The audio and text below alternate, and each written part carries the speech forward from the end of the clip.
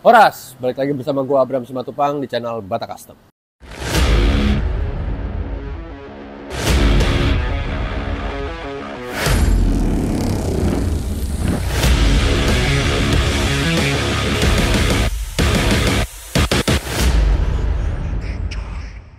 Oke, hari ini gue kepengen bahas motor yang lumayan langka spesiesnya. Motornya motor matic, skuter gitu ya. Tapi dia skuter Jepangan. Kayaknya gue ngeliat di Indonesia ini lumayan jarang gitu motor yang satu ini. Tapi karena alasan itu gue kepengen kupas tuntas mengenai motor yang satu ini. Motornya yaitu adalah Suzuki Let's 4 Fuel Injection.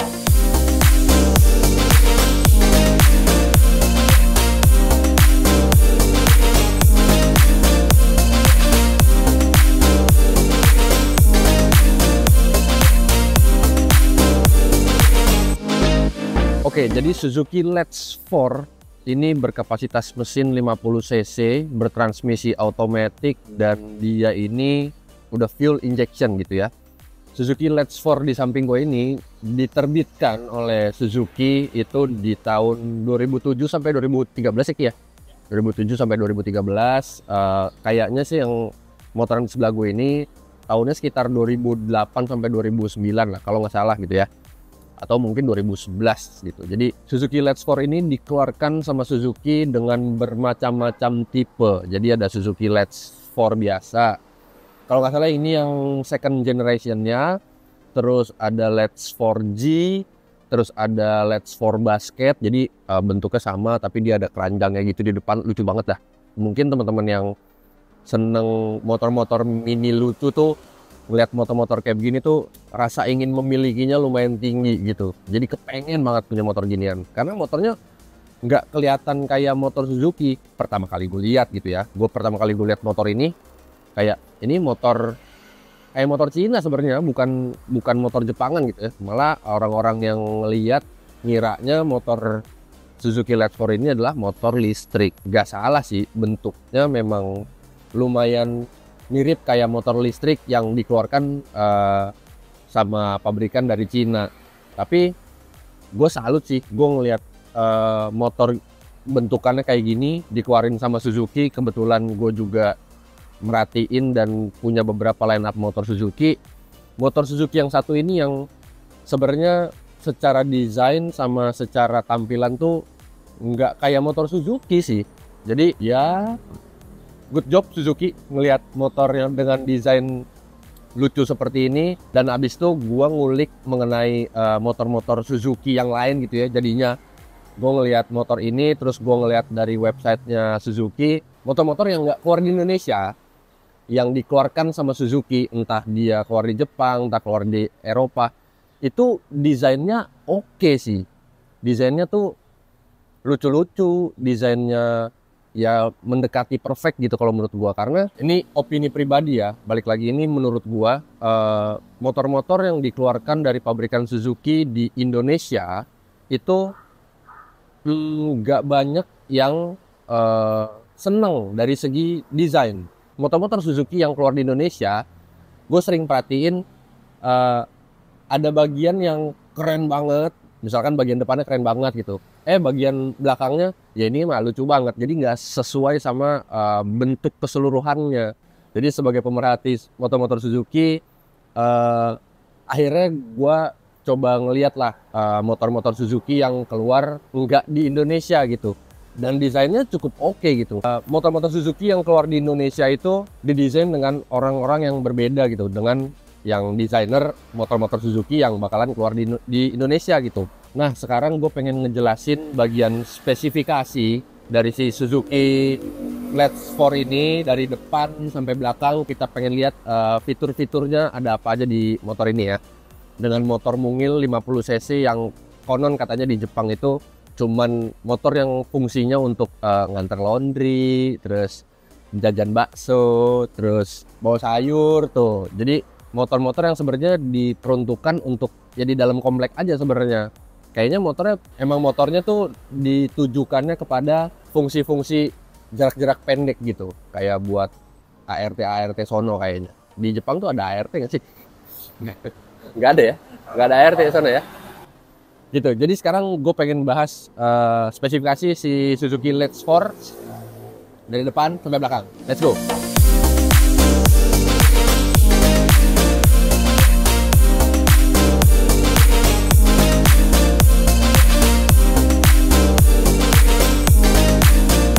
Oke, sekarang gue pengen jelasin dulu dari bagian depan, bagian-bagian dari si Suzuki Let's 4 fuel injection ini. Jadi di bagian depan, desain batok lampunya, desain bodi depannya, desain spakbornya tuh selaras nih. Kalau menurut gue ya, gue seneng banget sama bentuk depannya. Memang kelihatan nggak kayak motor Jepang kalau menurut gue, tapi lucunya dapet gitu. Dia bawaannya masih lampu halogen biasa bawaannya ya, tapi ini udah gue ganti pakai lampu LED gitu ya. Untuk lampunya sendiri kelistrikannya masih AC, jadi tetap ikut sama putaran spool gitu untuk penerangan lampunya, jadi masih aman lah. Terus dari bagian bodi depan sampai sennya itu lucu banget, kayak motor mainan. Dan kalau misalkan lu nyalain sennya tuh ada suara flashernya gitu. Jadi ketika lu nyalain sen tuh ada cek cek cek cek. Motor-motor mini 50 cc tuh flashernya ada bunyinya semua kalau yang gue perhatiin gitu ya. Terus di bagian spakbornya berbeda dengan teman-teman line up 50 cc lainnya tuh, kayak misalkan Honda Dio, Yamaha Jok, itu kan bodi depan sama spakbor itu kan jadi satu, jadi nggak ada spakbor bawahnya sebenarnya. Ini tuh tetap mempertahankan anatomi motor seperti ada kalanya gitu. Jadi ada batok depan, ada tameng depan, ada spakbor depan. Jadi tetap 3 piece kayak gini, beda sama teman-teman yang lain, tapi bentuknya masih oke, masih enak dilihat gitu. Dan lucu, yang penting itu lucu, motornya lucu. Nah, buat kaki-kaki depannya nih, suspensinya lu bisa lihat, suspensinya pertama kali gue lihat gitu ya, suspensinya kayak suspensi sepeda.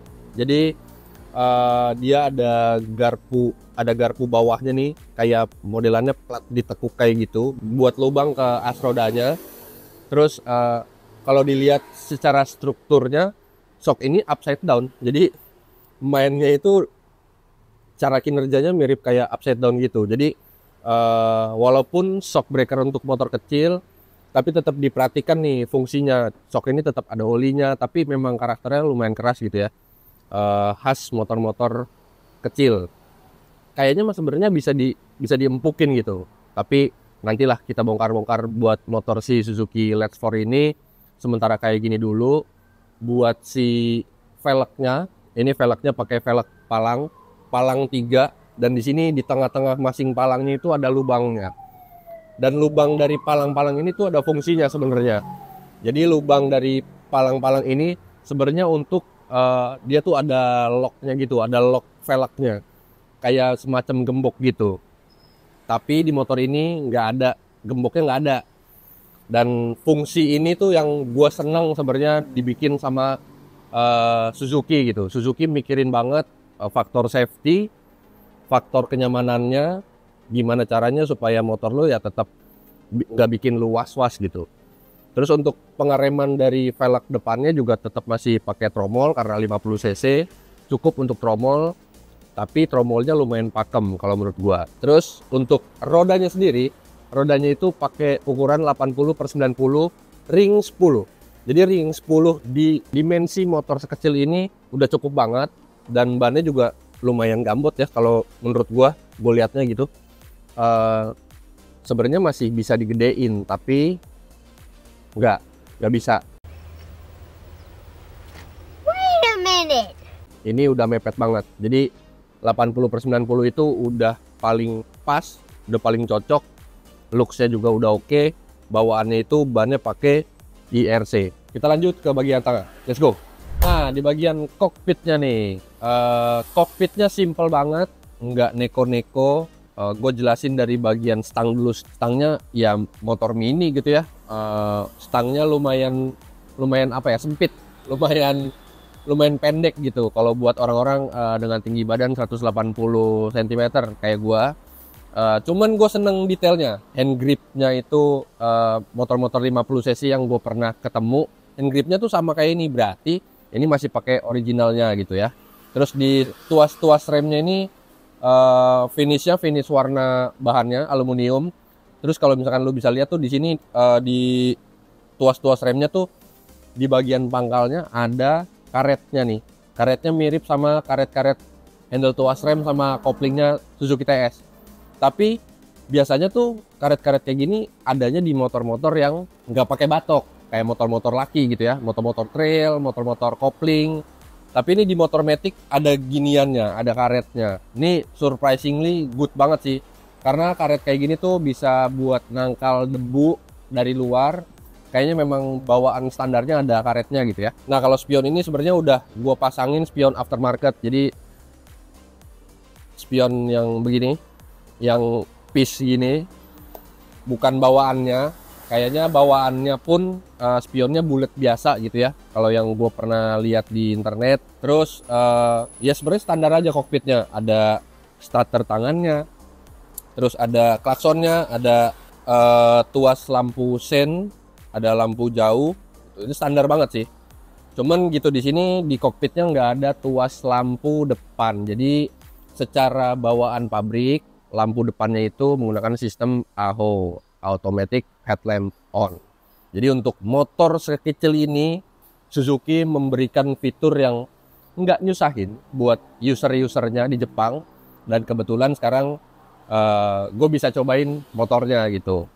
Nah buat area speedometernya, speedometernya ini terbilang cukup simple gitu ya. Ada indikator speed si speedometernya. Jadi indikator speednya ini cuman sampai 60 km per jam. Jadi memang motor 50 cc, tidak untuk kebut-kebutan, tidak untuk speeding. Terus ada indikator bensin. Jadi indikator bensinnya itu bukan level gitu ya, bukan full sama empty, bukan. Jadi indikatornya adalah lampu. Ketika lampu indikator bensinnya menyala, berarti isi bensin ke pom bensin gitu ya. Terus ada indikator fuel injectionnya, buat lu kontak pertama dia pompa bensinnya main, kurang lebih kayak gitu. Nah di bagian tengah nih dekannya bentuknya simpel banget juga. Terus ada di sini gue tambahin ada karpet ya, biar awet gitu dekannya, karena ini udah di repaint jadi warna putih gitu. Kalau warna putih kena injek terus kayaknya gampang buat kekelopek catnya. Bagian decknya nih sangat simpel dan menurut gua ini unik banget, karena biasanya deck itu kan berdimensi ya, jadi nggak lembaran begini nih, tapi ini dibikin lembaran gini nih. Terus jadi lampu sennya dari belakang tuh kelihatan dalamnya gitu. Jadi kayak dia tuh plastik yang selembaran tapi build quality-nya oke banget, nggak yang gampang patah, nggak gampang buat deformasi gitu ya. Tapi semuanya ini udah di repaint jadi warna putih. Aslinya tuh termasuk di dalam bagian bodi kasar ya, udah di repaint warna putih. Terus ada gantungan barangnya juga, kayaknya gantungan barangnya ya ikut standar seperti motor-motor Matic pada umumnya gitu ya. Terus di sini ada stiker-stiker nih, stiker-stiker Jepang ini dibantu sama teman-teman dari Gasakon, teman-teman dari Bandung yang memang mereka spesialis bikin-bikin stiker-stiker culture gitu. Terima kasih Gasakon. Nah ini yang menarik nih, di bagian bawah sini nih, di bawah bagian deck itu ada semacam karet tapi ada U shape-nya gitu. Terus di bagian atas ini ada lubang. Nah konon katanya setelah gue searching di internet, ini tuh yang tadi gue jelasin tuh, di bagian depan ada velg yang ada lubangnya kan. Nah bagian ini tuh untuk nyimpen si locknya. Jadi locknya itu bentuknya U, gemboknya bentuknya U, biar ketika lu berhenti di suatu tempat lu bisa gembok kayak gembok sepeda aja gitu. Jadi gembok sepeda yang satset gitu, quick release lock gitu. Tapi kalau di Suzuki Let's ini sifatnya gemboknya gembok velg. Nah buat nyimpen gemboknya itu ada di sini. Tapi di unit ini nggak ada gemboknya gitu ya. Gue lagi cari gemboknya. Siapa tahu teman-teman ada yang punya gemboknya, boleh kabarin gue. Nah, sekarang bagian belakangnya nih. Bagian belakangnya nih yang menurut gue menebalkan bentuk kelucuan dari si Suzuki Let's 4 ini. Kalau misalkan teman-teman bisa lihat bentuk bodi belakangnya dan bentuk bodi samping sampai belakangnya tuh lucu banget. Dan stop lampnya ini seneng banget sih bentuknya. Karena stop lampnya cukup terang gitu ya. Mikanya build quality-nya bagus, masih orisinil juga tuh, Tokai Denso. Nah Lampu sennya juga bentuknya unik banget. Kalau kata temen gue yang ngelihat motor ini tuh bentuknya kayak mirip kayak kartun Anpanman. Yep, that's me. You're probably wondering how I ended up in this situation.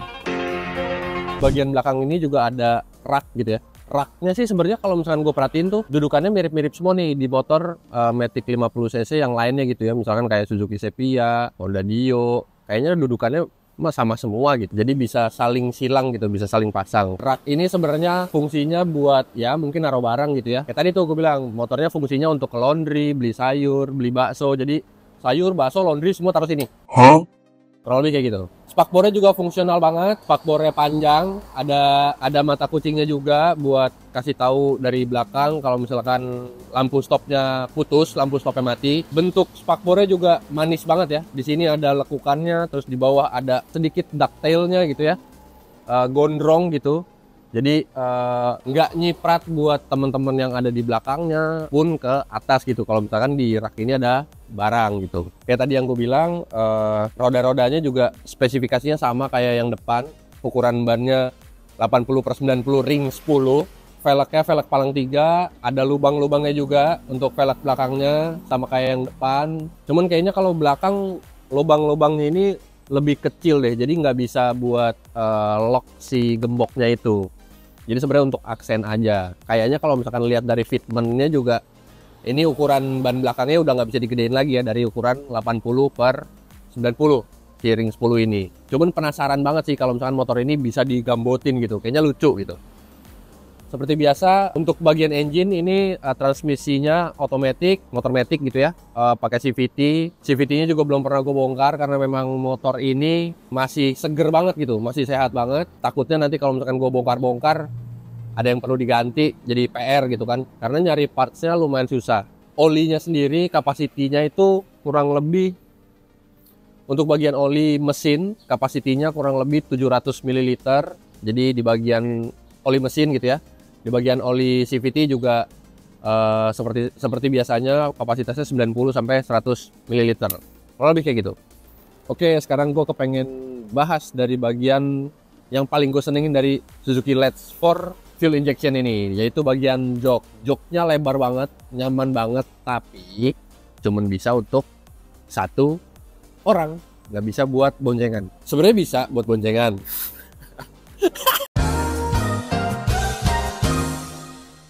Sebenarnya bisa buat boncengan, tapi ya rapat banget lah boncengannya. Dan kalau teman-teman bisa lihat juga di sini nggak ada footstep buat boncengernya gitu. Jadi kayaknya cukup deh buat satu orang aja.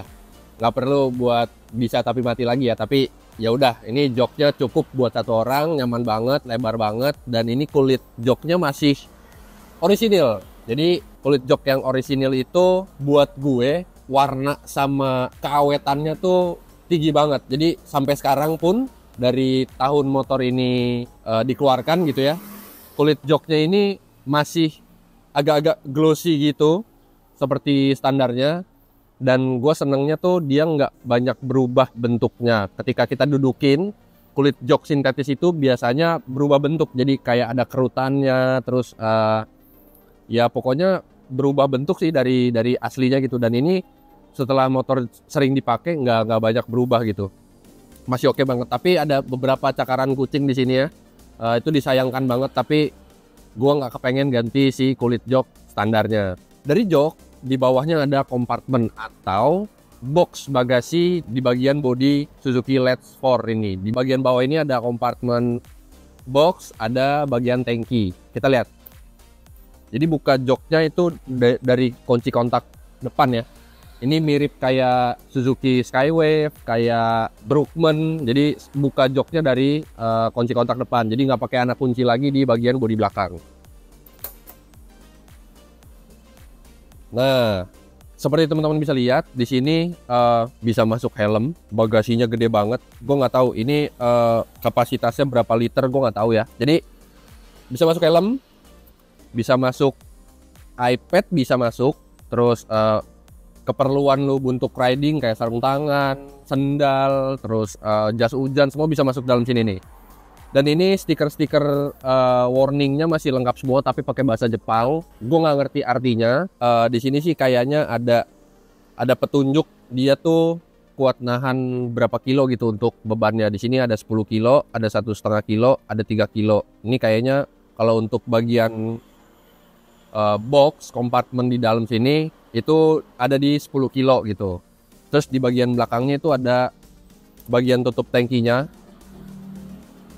Tutup tangkinya ini gua seneng banget karena tutup tangkinya masih plastik gitu ya. Kayak Vespa sih ini. Kayaknya motor-motor 50 cc Jepangan yang lain tuh tutup tangkinya juga kayak gini. Dan tangkinya bahannya plastik gitu. Kapasitas tangkinya juga lumayan besar ya. Kurang lebih sekitar 4,5 liter.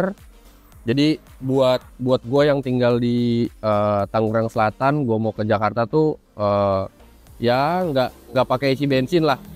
Dan motor ini tuh irit banget karena udah fuel injection. Diklaim bisa 1 liter itu bisa sampai 80 kilo. Dari bentuk dalamnya tuh dipikirin banget sama Suzuki. Kayak misalkan kompartemennya ini, lu lihat aja nih, ini ada list karet nih. Mantep banget ya. List karetnya juga belum ada yang rusak coy. Mantap banget nih. Gue juga pengen jelasin satu fitur nih buat di Suzuki Let's 4 Injection ini. Jadi di bawahnya bagian alasnya si box ini tuh ada busa nih, yang bentuknya mirip banget sama bentuk dari bawah si box kompartemen. Jadi nggak ngerusak box gitu kalau lu naruh barang. Keren banget ya. Wah, top banget dah. Top banget nih motor. Keren. Coba motor-motor 125 atau motor-motor baru keluaran Suzuki diperhatiin banget kayak gini. Pasti keren banget. Ya, Suzuki ya. Oke. Nah, kalau buat berat kosongnya sendiri, si motor Suzuki Let's 4 fuel injection ini ada di kisaran 60 kilograman gitu. Jadi motornya enteng banget, lightweight, tapi ya kalau menurut gue sih ini motor kencang gitu ya. Soalnya top speednya bisa sampai 60 km per jam. Sebenarnya kayaknya bisa lebih dari itu, tapi di indikator speedometernya udah nyala tuh, kayak gadanya Ultraman. Kalau misalkan, woi lu kekencengan, nyala tuh dia, ting ting ting ting gitu. Nah, buat teman-teman yang kepengen lihat riding posturnya di Suzuki Let's 4 yang mungil ini, gue tinggi badannya 180 sentian, kurang lebih kayak gini riding posturnya. Sebenarnya kekecilan kali motornya ya. Posisi duduknya juga harus agak belakang banget gitu. Soalnya dengkul gua nih panjang banget nih. Jadi kalau belok mentok. Jadi mentok gitu ya. Belok kiri dan kanan. Makanya ketika naik motor kecil kayak gini, biasanya dengkul gua keluar nih. Gitu biar nggak mentok gitu pas belok. Tapi ya masih bisa diakomodir dengan baik lah gitu ya. Gue bisa adjust posisi duduk gua nyamannya kayak gimana gitu. Oke, nah sekarang gue kepengen kasih tahu ke teman-teman, karena motornya kondisinya masih standar, gue kepengen cek sound suara knalpot ini.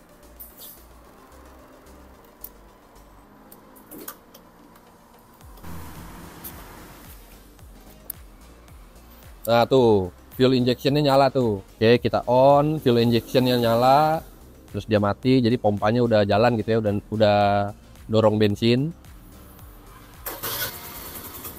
Nah, standar banget sih, memang knalpotnya knalpot standar gitu, mesinnya juga masih standar.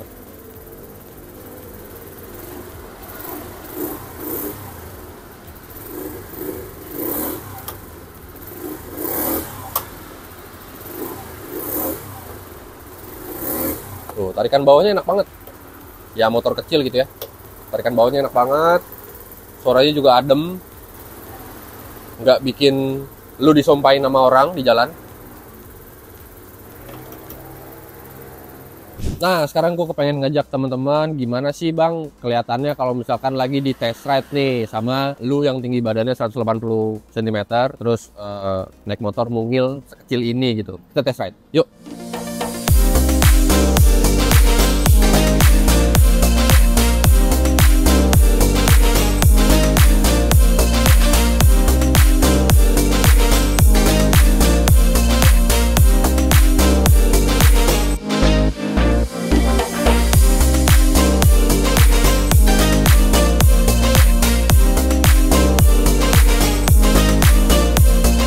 Nah, sekarang gue kepengen kasih tahu nih plus minus dari si Suzuki Let's 4 fuel injection ini. Gue bakal bahas dari sisi minusnya dulu. Jadi minusnya kalau menurut gue banyak indikator-indikator yang sebenarnya harusnya ada gitu ya. Tapi mungkin memang karena motor mungil kayak gini sebenarnya nggak perlu banyak fitur gitu. Tapi menurut gue di Indonesia gue ngerasa hal-hal kayak gitu perlu ada gitu di indikator speedometer sebuah sepeda motor. Kayak misalkan indikator sen, indikator lampu jauh, indikator-indikator kayak gitulah yang sebenarnya diperlukan tuh kalau untuk di Indonesia. Tapi kan sebenarnya motornya nggak diperuntukkan keluar di Indonesia ya gitu. Jadi ya itu balik lagi itu menurut pandangan pribadi gua.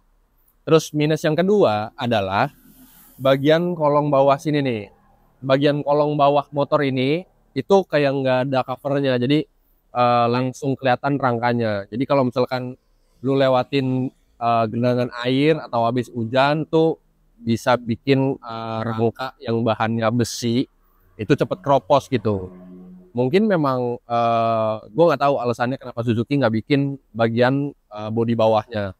Mungkin karena memang motornya medan untuk motor ini tuh nggak yang ekstrim. Jadi medan yang diperuntukkan untuk si Suzuki Let's 4 ini tuh ada di perkotaan atau di dalam komplek doang gitu. Jadi tempat-tempat yang sebenarnya cenderung rapih dan bersih kayak gitu.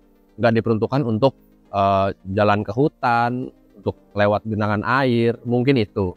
Itu untuk minusnya menurut gua ya. Kalau untuk plusnya, sebenarnya motor ini tuh hampir sempurna buat motor mungil 50 cc bertransmisi otomatis ini. Jadi untuk 50 cc motornya itu lumayan kencang menurut gua. Motor dengan top speed di speedometer itu ada di 60 km per jam aja menurut gua. Ketika gua riding sama teman-teman yang lain tuh masih bisa bareng-bareng lah gitu, nggak ditinggalin gitu. Dari desainnya juga gua suka banget. Nilai plus yang sangat tinggi, bentuk bodi depannya sama spakbor depannya tuh jadi satu gitu. Jadi desainnya overallnya oke banget, gue suka banget, lucunya dapet, dan ya sejauh ini yang gue lihat kaum hawa itu temen-temen cewek seneng banget nih sama bentuk-bentuk model motor yang seperti ini. Kurang lebih menurut gue poin minus dan poin plusnya mengenai Suzuki Let's 4 50cc ini kayak gitu. Oke, segitu dulu aja buat video kali ini. Suzuki Let's 4 fuel injection, bukan motor custom, tapi gue kepengen review aja gimana impresinya gitu ya, terus spesifikasinya buat teman-teman yang mungkin belum pernah lihat motor mungil di belakang gue ini. Segitu dulu untuk video kali ini. Like kalau kalian suka videonya, share ke teman-teman kalian, komen di bawah jangan lupa, subscribe yang paling penting. Ayo subscribe lu, gue tungguin. Please, sarapakara. Dah? Oke. Sampai ketemu di video selanjutnya. Gua Abraham Simatupang, Horas.